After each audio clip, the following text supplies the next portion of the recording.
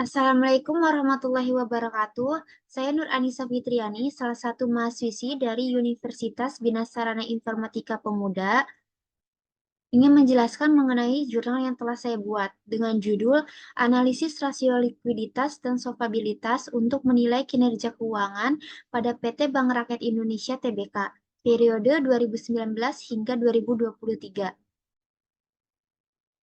Pada bab 1 pendahuluan untuk permasalahan, untuk mengetahui apakah laporan keuangan perusahaan dalam kondisi yang baik, dapat dilakukan berbagai analisa. Salah satunya analisa rasio keuangan.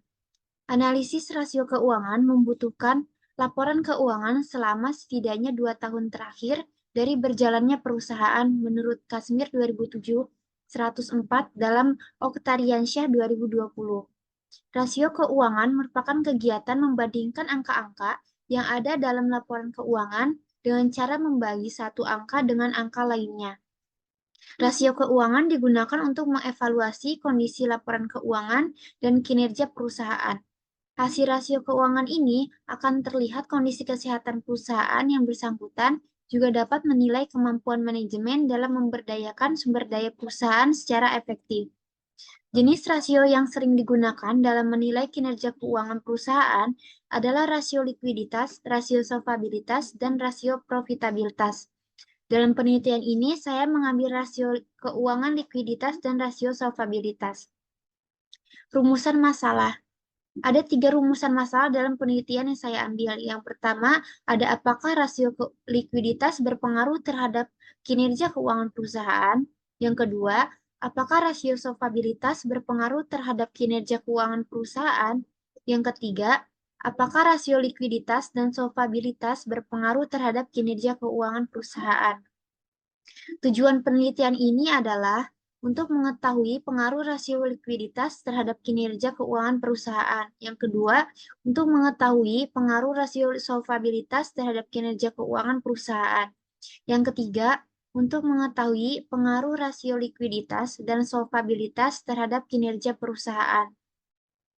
Ini ada beberapa landasan teori yang menjadi acuan saya dalam melakukan penelitian ini.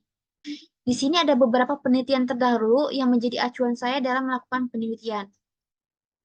Hipotesa dalam penelitian ini adalah H1 adalah rasio likuiditas dan rasio solvabilitas berpengaruh terhadap kinerja keuangan perusahaan. H2-nya yaitu rasio likuiditas CR dan QR berpengaruh terhadap kinerja keuangan perusahaan. H3-nya yaitu rasio solvabilitas DAR dan DER berpengaruh terhadap kinerja perusahaan. Berdasarkan latar belakang dan rumusan yang telah disebutkan, penelitian ini menggunakan metode pendekatan kuantitatif untuk menilai kinerja keuangan pada PT Bank Rakyat Indonesia Tbk dengan rasio likuiditas dan solvabilitas sebagai dasar pengukuran. Pada populasi dan sampel, populasi yang akan diteliti dalam penelitian ini adalah laporan keuangan PT Bank Rakyat Indonesia Tbk yang terdapat di Bursa Efek Indonesia. Untuk sampel dalam penelitian ini adalah laporan keuangan PT Bank Rakyat Indonesia Tbk periode 2019 hingga 2023. Di sini ada definisi operasional variabel. Definisi operasional variabel dalam penelitian yang dilakukan meliputi variabel dependen yaitu Y dan variabel independen yaitu X. Untuk variabel independen X, dalam penelitian ini, variabel independen yaitu rasio likuiditas, X1 yaitu CR, current ratio, dan QR, quick ratio, untuk mengetahui kemampuan perusahaan dalam melunasi kewajiban lancarnya. Dan rasio solvabilitas X2 yaitu DAR, debt to asset ratio, dan DER, debt to equity ratio, untuk mengetahui kemampuan perusahaan dalam membayar utang beserta bunganya dan meninjau keseimbangan nilai aktiva terhadap modal. Yang kedua ada variabel dependen variabel Y. Penilaian kinerja keuangan dalam penelitian ini dihitung melalui ROA atau Return on Asset untuk mengukur efektivitas penggunaan aset untuk mendapatkan laba perusahaan, dan ROE Return on Equity untuk mengukur efektivitas penggunaan modal untuk mendapatkan laba perusahaan. Untuk teknik pengumpulan data, data yang digunakan dalam penelitian ini adalah data sekunder yang diperoleh dari financial statement tahunan yang diambil dari Bursa Efek Indonesia periode 2019 hingga 2023. Metode yang digunakan dalam penelitian ini dengan menggunakan dokumentasi, yaitu dengan melakukan pencatatan atau pengumpulan catatan-catatan dan mengkaji data sekunder. Untuk teknik analisis data, metode analisis data yang digunakan dalam penelitian ini adalah dengan menggunakan angka-angka, rumus, atau model matematis untuk mengetahui apakah ada pengaruh signifikan dan dominan variabel rasio likuiditas X1 dan variabel solvabilitas X2 terhadap kinerja keuangan selama periode 2021 hingga 2023. Model regresi dalam penelitian ini dinyatakan sebagai berikut. Hasil dan pembahasan. Sebelum ke hasil dan pembahasan ini, saya ingin menjelaskan cara memasukkan data ke dalam SPSS. Setelah kalian membuka aplikasi SPSS-nya, yang pertama klik variable view, lalu kemudian masukkan variabel yang ingin kalian input dalam SPSS. Pada tahun desimalnya dibuat 0 ya, karena untuk tahun tidak dijadikan variabel kita.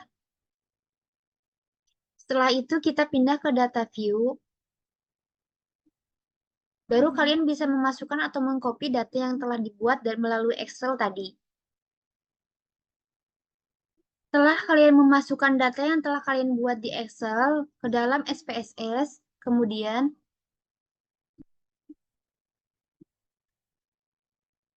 klik Analyze, lalu klik Correlate, kemudian ke Bivariate,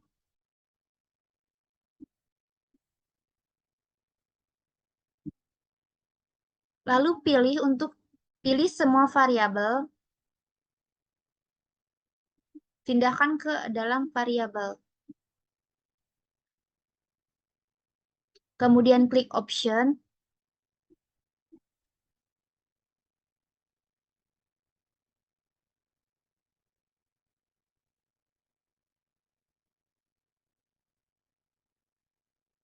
lalu klik Continue, kemudian OK.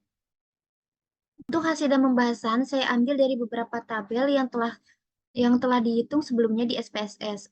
Yang pertama adalah ada analisis statistik deskriptif. Berdasarkan tabel 1, analisis statistik deskriptif menunjukkan bahwa jumlah sampel N dalam data itu yang diteliti sebanyak 5 sampel untuk setiap variabel penelitian. Tabel tersebut dapat diketahui bahwa selama periode penelitian untuk variabel current ratio memiliki nilai minimum sebesar 1,15, nilai maksimum sebesar 1,22, nilai min sebesar 1,1920, dan nilai standard deviation sebesar 0,02683. Untuk variabel quick ratio memiliki nilai minimum sebesar 1,15, nilai maksimum sebesar 1,22, nilai min sebesar 1,1920, dan nilai standard deviation sebesar 0,02683. Untuk variabel debt to asset ratio memiliki nilai minimum sebesar 0,83, nilai maksimum sebesar 0,85, nilai min sebesar 0,8400, dan nilai standard deviation sebesar 0,00707. Untuk variabel debt to equity ratio memiliki nilai minimum sebesar 4,75, nilai maksimum sebesar 6,39, nilai min sebesar 5,4340, dan nilai standard deviation sebesar 0,62616. Untuk variabel return on asset memiliki nilai minimum sebesar 0,01, nilai maksimum sebesar 0,03, nilai min sebesar 0,0240, dan nilai standard deviation sebesar 0,00894. Variabel return on equity memiliki nilai minimum sebesar 0,10, nilai maksimum sebesar 0,19, dan nilai min sebesar 0,1500, dan nilai standard deviation sebesar 0,04301. Yang kedua ada analisis regresi linear berganda. Dari persamaan linear di atas dapat disimpulkan bahwa untuk konstanta A diperoleh sebesar min 9,736, yang artinya jika quick ratio, debt to asset ratio, dan debt to equity ratio diasumsikan bahwa jika semua variabel konstan pada angka 0, maka kinerja keuangan turun sebesar min 9,736. Koefisien regresi X2 adalah sebesar 0,564.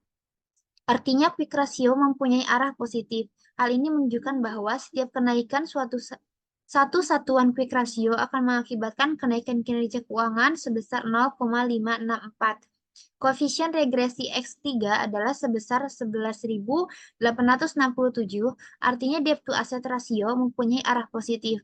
Hal ini menunjukkan bahwa setiap kenaikan satu satuan debt to asset ratio akan mengakibatkan kenaikan kinerja keuangan sebesar 11.867. Koefisien regresi X4 adalah sebesar min 0,134.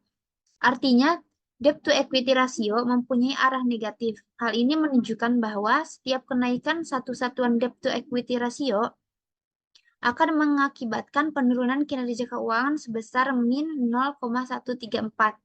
Kesimpulannya, pada penelitian ini memiliki tujuan untuk mengetahui pengaruh rasio likuiditas dan rasio solvabilitas terhadap kinerja keuangan perusahaan pada PT Bank Rakyat Indonesia Tbk periode 2019 sampai 2023.